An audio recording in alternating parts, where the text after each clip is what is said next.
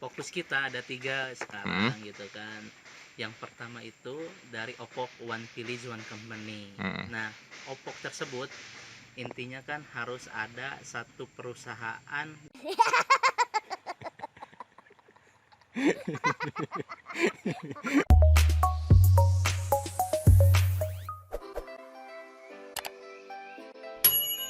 Ya, assalamualaikum warahmatullahi wabarakatuh, Sobat Cikarama TV. Kebetulan hari ini hari Sabtu, jadwalnya seperti biasa saya weekend, ngobrol-ngobrol santai-santai. Nah, hari ini juga kebetulan saya kedatangan 2 tamu. Yang pertama dari pemerintahan Desa Gelaranyar, ada Pak Mis, ya.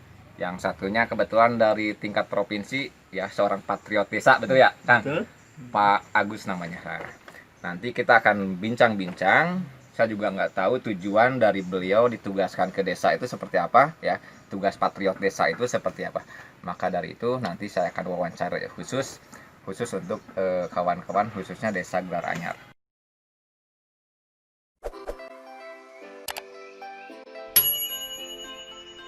Kalau ini dari pihak desa ya, kalau pihak desa.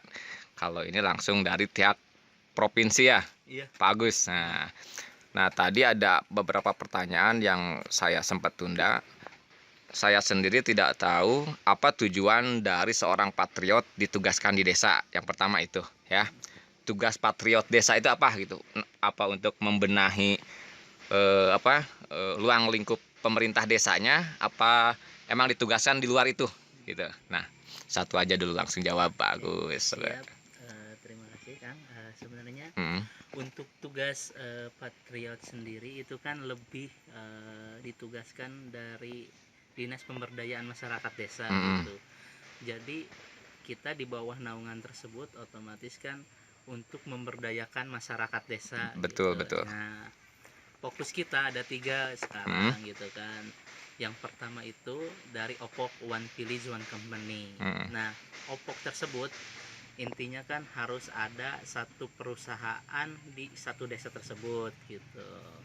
Nah, yang kedua ada yang namanya gerbang desa. Gerbang desa itu gerakan membangun desa. Nah, di sana gerakan membangun desa ini kita bersama-sama dengan masyarakat gitu untuk membenahi lagi rasa gotong royong gitu di sana. Yang ketiga yaitu gitu. Yang ketiga ini sebenarnya lebih ke desa digital gitu. Ya.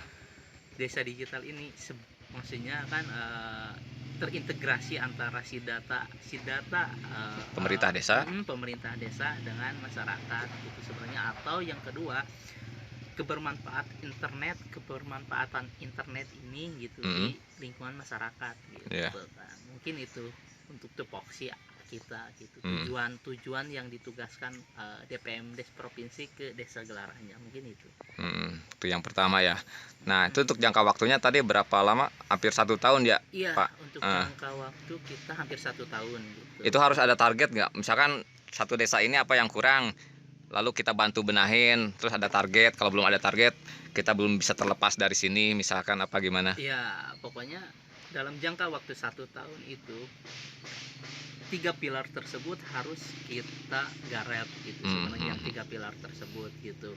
Nah, untuk kelanjutannya mungkin bisa ditanyakan kembali ke provinsi gitu. Soalnya kita di sini hanya menjalankan tugas gitu. Oke.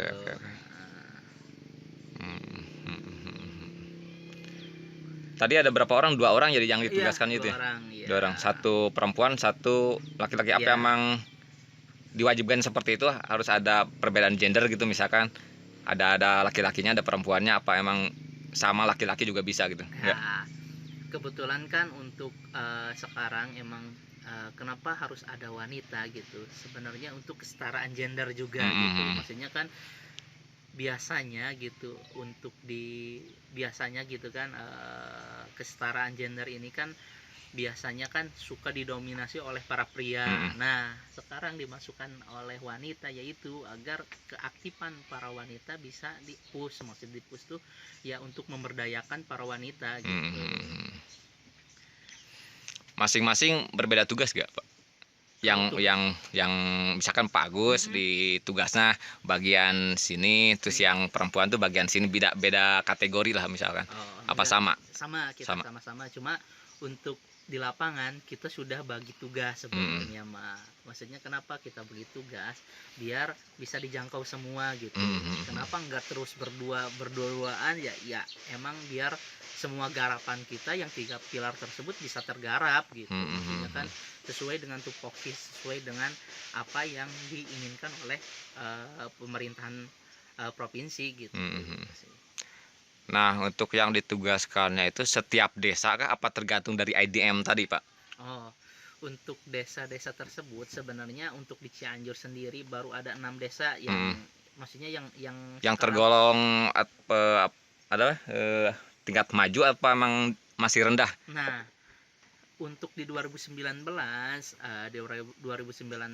emang desa-desa tertinggal secara IDM, Indeks Desa Membangun, yaitu masih di desa tertinggal gitu. Nah, untuk di 2020 sekarang di mix ada desa yang maju dan ada desa tertinggal gitu. Nah, 2 desa tersebut kan menyasar di desa majunya di desa Gelar Anyar dan desa tertinggalnya di desa Gelar Pawitan gitu, di Cidaun gitu, Pak. Oke, nah ini sobat Cikaramat TV, beliau ini Pak Asep ya? Pak Agus ya lupa. Ditugaskan di desa Gelar Anyar ya. Nah, kebetulan hari ini datang ke saung, kalau kata istilah Sundanya saung gobet lah ya, saung butut gitu ya, di kampung Cikaramat gitu. Beliau sama Pak Mis bareng kesini pengen sharing-sharing khususnya sama anak-anak muda yang ada di kampung Cikaramat gitu ya Pak Mis ya. Ya, khususnya seperti itu. Umumnya nanti mungkin next ke depannya bisa ke masing-masing perkampungan ya Pak Gus ya. Ya mudah-mudahan itu bisa tercapai gitu ya, supaya kita terus tetap terjalin silaturahmi itu. Nah, ada satu pertanyaan lagi nanti saya lupa. Oh ya, Pak Agus, itu ditugaskannya tadi di bawah Kementerian Desa ya? Apa langsung dari bupatinya langsung gitu? Tadi saya lupa. Iya, kita ditugaskan di DPMDes, jadi itu dari Dinas Pemberdayaan Masyarakat. Jadi kita tidak kan kalau dari kementerian itu beda gitu. Jadi kita porsinya dari provinsi gitu. Provinsi sebenarnya ini sepertinya, maksudnya program ini diinisiasi oleh Pak Ridwan Kamil dari gubernur gitu. Diinisiasi oleh beliau gitu. Yang ditugaskan yaitu dari DPMD gitu, DPMD pusat. Hampir setara sama pendamping desa enggak ya? Beda lagi ya? Kalau pendamping desa langsung dari kementerian. Iya. Beda apa sih ya disebutnya kalau beda gitu? Instansi. Beda instansi, benar. Cuma untuk tupoksinya kita sebenarnya maksudnya emang kita pasti sering berkolaborasi sama pendamping desa, sama pendamping lain yang ada di desa gitu. Soalnya kan kita kan lebih menyangkut ke pemberdayaannya ya, saling gitu, bersinergi lah ya maksudnya gitu ya. Simbiosis mutualis lah gitu, saling menguntungkan gitu so. Kan. Nah, oke lanjut Pak. Benar. Terus udah berapa lama tugasnya? Pak baru pertama di Desa Gelar Anyar apa di desa sebelumnya pernah? Apa emang ini programnya baru tahun 2020 aja? Iya, programnya kan baru tahun 2019 gitu. Jadi untuk penempatannya juga ya baru sekarang. Baru sekarang sih. Gitu. Jadi 2019 launching di akhir tahun gitu kan untuk program Patriot ini.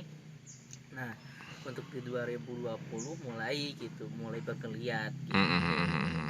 Jadi untuk desa-desa yang sudah ditempati oleh para patriot ini kurang lebih sudah 100 desa seperti 100 desa ya, dari daerah Jawa Barat. Oke. Nah, sob, seperti ya mudah-mudahan nih para penonton cukup terjawab ya apa dari tujuan dari seorang patriot desa gitu ya. Nanti pertanyaannya cukup banyak, mungkin saya nggak perlu video secara lama gitu ya, nanti saya ngobrol secara pribadi gitu ya, face to face.